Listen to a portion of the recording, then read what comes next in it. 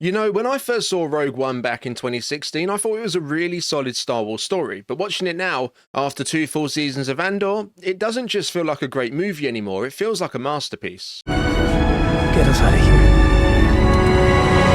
Every scene, every decision hits harder because we've lived through Cassian's journey. We've seen where he came from, how much he's endured, and how he slowly became the kind of person who could lead a mission like this. This isn't just a war story now, it's the final chapter in a trilogy that started all the way back on Kenari. And by the time he and Jyn are on that beach, You think anybody's listening? it's not just the end of a mission, it's the culmination of a life shaped by rebellion, sacrifice and loss. Cassian's arc completes right here, and Andor made every second of it resonate in a way that wasn't possible before. And the writing, thematically it's genius, that one line. Rebellions are built on hope.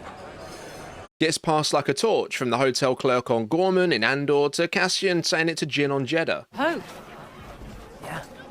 Rebellions are built on hope. And then Jyn repeating it on Yavin as she rallies the rebellion.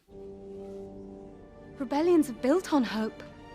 It's not just a slogan, it's a legacy, a belief that started in the shadows and ends with a single shot into the stars. So today we're breaking down Rogue One through the lens of Andor, because this isn't just a prequel movie anymore, this is the end of Cassian's story, and it changes everything. Rogue One, may the Force be with you. Before we jump in, don't forget to leave a thumbs up on today's video and subscribe to the channel if you haven't already. If you want to catch more Star Wars videos just like this, then you're in the right place. Now with all that out of the way, let's dive into it.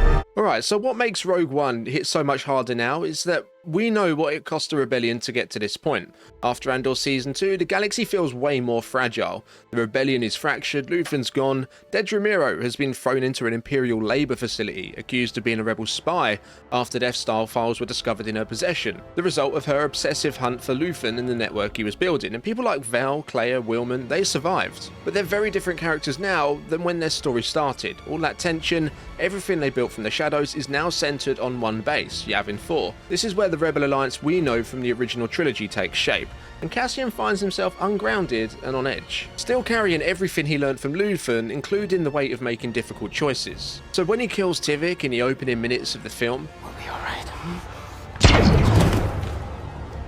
it's not just a cold move, it's Luthen's philosophy in action, kill one to protect the mission.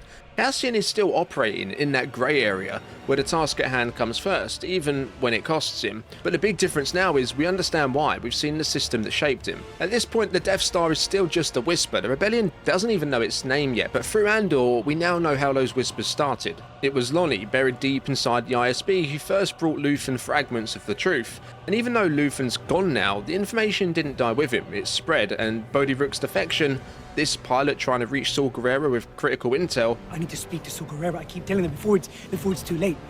is the spark that finally connects the dots. All of it ties together seamlessly. The way Rogue One starts without an opening crawl actually mirrors the way Andor eased us into the story without relying on traditional Star Wars tropes. Even the music transitions from Brattel's cold, tension-driven synth work in Andor to Giacchio's sweeping emotional orchestration in Rogue One feel like a handoff. One sound reflects the shadows of rebellion, the other is coming eruption, one story bleeding into the next, not through nostalgia, but through continuity. And it's wild to think how much of this would have even made sense back when Rogue One first came out. Watching it now with everything we know, it's almost like you can feel the ghosts of Maarva and Luthen in the room at times with Cassian. Every decision he makes is a reflection of what he's learnt along the way, but what if those teachings start to feel like a curse? What happens when the person who taught you how to fight is no longer there to stop you going too far? Now when the crew heads to Jedha, it's not just a pit stop, it's where the tension really starts to climb. The Empire isn't just occupying the Holy City, they're gutting it, stripping kyber crystals straight out the ancient Jedi Temple to power the Death Star. And for Andor we know just how important those crystals are, both as a symbol and now as a resource. This isn't just desecration, it's a massive red flag that confirms everything Lonnie, Bodhi and Luthen were trying to piece together. The weapon is real, it's being built and the clock is ticking. We also finally meet Chirrut and Baze. Now through Chirrut we get something fairly rare at this point in the timeline, faith. He's not a Jedi, but he believes in the Force in a way some of those did back on Yavin in Andor, quietly, personally and with complete conviction. He's a spiritual echo of the Force healer we saw in the second half of the series. I sense the weight of things Things I can't see. The kind of presence that Cassian was wary of, but after everything he's seen, you can tell he's starting to soften, and it's subtle, but it matters. Meanwhile, Saw Gerrera's presence looms large, both literally and emotionally. We now understand, thanks to Andor, how far gone he really is. His breathing mask, something that once just seemed like a cool design, is now a haunting reminder of the rhydonium he's been inhaling. We know how dangerous that stuff is. We saw what it did to Wilman. The fact that Saul is even still standing tells you how far he's willing to go to hurt the Empire, even if it destroys him in the process.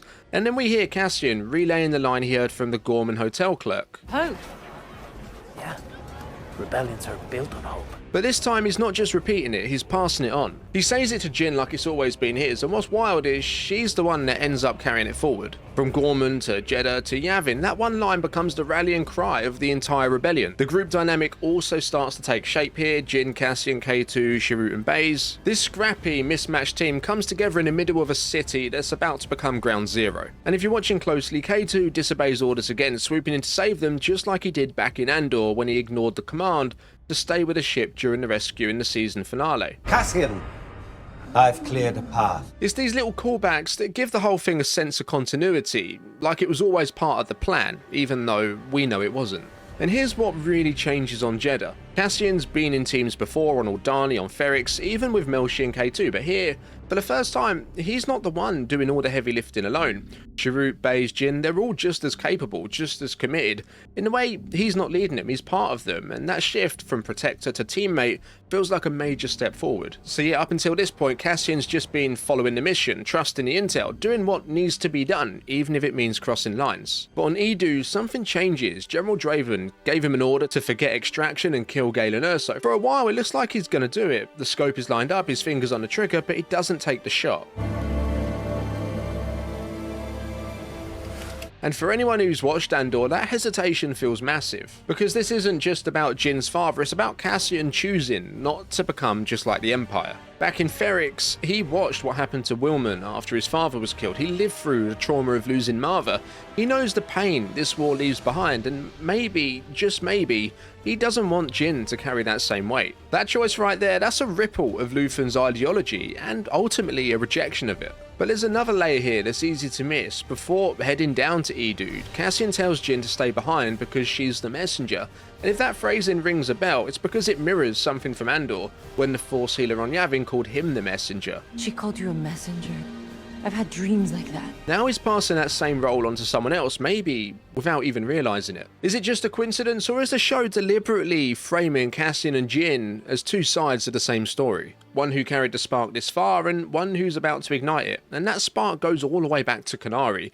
Cassian's road to rebellion wasn't like most. We know he's been in this fight since he was a kid, but after Andor, we now know why. It wasn't the Empire that destroyed his home, it was the Republic, in a manner fairly similar to what the Empire did to Gorman by the sounds of it. They poisoned his planet, covered it up, and left survivors like him to fend for themselves. The same story, again and again. So when Cassian says, I've been in this fight since I was 6 years old. it's not bravado, it's lived experience. So here's the question. Cassian's all in on the cause, but is this the moment he starts questioning how far he's willing to go for it? Because this isn't just about killing Galen, it's whether Cassian continues to fight like Luthen or finally chooses a different path. Because what comes next isn't just about stealing plans, it's about whether Cassian can stay true to himself while carrying out a mission that demands everything he has left. Anyways, when they return to Yavin, the tension doesn't ease. It escalates, the intel is confirmed, but the rebellion is falling apart, and at the same time, over on Mustafar, Krennic gets a brutal reminder of who's really in charge. His visit to Vader is laced with arrogance. He still thinks he's the mastermind behind the Death Star, the one pulling the strings. But the second Vader steps out of the shadows, you see just how small Krennic actually is. His power was always borrowed, his authority was conditional, and in Vader's presence, all of that posturing falls apart. Careful not to choke on your aspirations, Director. It's a harsh contrast to what's happening in the rebellion, where real belief, not fear, is about to drive the next move. Some want to pull back entirely, others want to hit the Empire head on. Mon Mothma's stuck in the middle, she won't authorise a full-scale assault without consensus, and the Council just isn't there yet. But that's when Jyn steps up, she stands in front of the entire alliance, and we hear that line again. Rebellions are built on hope.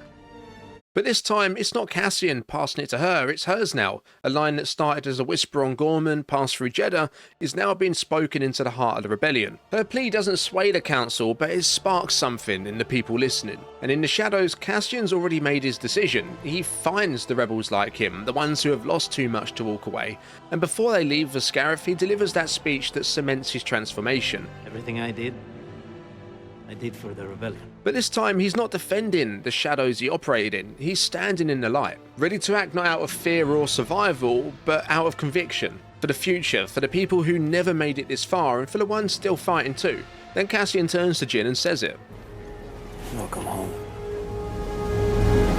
And after everything we've seen in Andor, that line lands like a gut punch, because it's not just about her, it's about him too. Cassian's journey has always been about figuring out who he is in a galaxy that keeps taking pieces of him. And right here, before the mission even begins, he names it. This is who he is now, not at all of the rebellion, not a ghost from Kenari, but someone who belongs. The Scarif mission is messy, desperate, and absolutely vital as they break through on the beach. It's clear this isn't a one-way ticket for heroes. It's a suicide run for believers. These aren't characters trying to save themselves, they're trying to give the galaxy a chance. One by one, the team sacrifices everything to get the plans out. K2SO holds off a wave of stormtroopers, Chirrut walks into a storm of blaster fire to open the path, Baze goes down in his final stand. Each loss stings more now because we've seen the kind of people this rebellion attracts, the broken, the bold, the hopeful. And when Cassian saves Jyn from Krennic dragging himself back up after being shot, it's not just about the mission anymore, it's a moment that echoes everyone who's brought him here.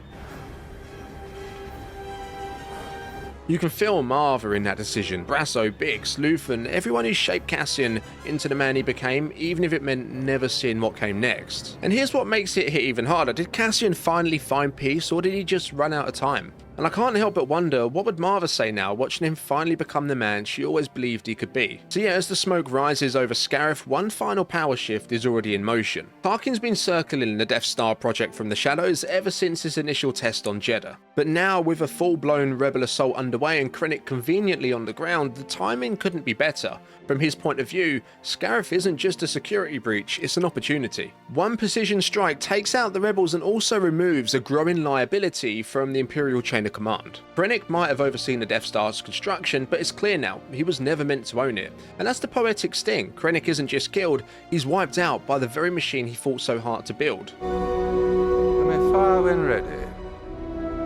The thing he thought would define his legacy becomes the thing that erases him. Was this always part of Tarkin's plan, or did Krennic's obsession blind him to just how expendable he really was? Meanwhile, up in orbit, the final moments of Cassian and Jyn's story unfold. They've done the impossible, they've got the plans out, and as the Death Star blast approaches, there's no fear, just calm, because their purpose has been fulfilled. Someone's out there. Cassian, the kid from Kenari who never stopped carrying other people's pain, finally gets to lay it down, and Jyn, who spent most of her life running from herself, turns that legacy into hope. Together they gave the rebellion a fighting chance, but what if they didn't make it? What if K2 didn't buy him enough time? What if the signal didn't get through? It's only when you rewatch Rogue One after Andor you realise how impossibly thin the line was between success and failure. Every second counted, every sacrifice mattered, and yet the story didn't end with their sacrifice, it flows right into the next. On Yavin, we saw the quiet setup, Bail Organa telling Mon Mothma he'll send for his old Jedi friend. You need someone you can trust. I would trust her with my life. We hear it and know exactly who he means. That thread carries directly into Leia's mission aboard the Tantive 4. The plans are transmitted, Vader boards the ship, the rebels are cut down in a now iconic hallway scene. As the last hope escapes, Leia is handed the disc and asked what they've been given. Her answer? One word. Hope. That's the handoff, that's where Rogue One ends and A New Hope begins. No time jump, no pause, just one seamless continuation of rebellion. And what's crazy is Rogue One hasn't changed at all, but Andor changed how we see it. Every decision, every death, every moment of sacrifice hits harder now, because we understand what it took to get here, who had to be lost, and what had to be built in the dark before any hope could ever reach the light. So yeah, for me, Rogue One is no longer just a great film, it's the third act in a trilogy that started with Andor. And it's kind of wild when you think about it, this was the Star Wars story that no one really asked for. It didn't have the hype of a Skywalker or the nostalgia of a Jedi Return. It came from a place that felt grounded, maybe even a little disconnected from what we thought Star Wars had to be, and yet here we are all these years later, and it now feels like essential viewing. Like, yeah, it's fitting really that Andor was created by someone who wasn't a die-hard Star Wars fan. That outside perspective, it gave us something different, something honest. In this part of the timeline, the Force is more myth than reality. There are no lightsabers, no chosen ones, just ordinary people trying to stand up against something too big to face alone. And when you tell a story from that lens, you realise how powerful rebellion can be when it's driven by conviction, not destiny. It's dark, it's grounded, and somehow it's become the connective tissue that makes the galaxy feel real again. That's probably why the hype for the show is still going strong now. And honestly, it's so refreshing to have a Star Wars project that's such a big win across the board, something that die-hard fans can dissect days later and casual fans can get completely drawn into. So what moment in Rogue One hits way harder for you now after Andor? As always, drop your thoughts, theories and wildest speculations down in the comments below. If you enjoyed this video and you haven't done so yet, be sure to check out our Andor season finale breakdown. Don't forget to leave a thumbs up and make sure to subscribe so you don't miss any of our upcoming videos. Thanks for watching, I'll see you in the next one, and may the Force be with you.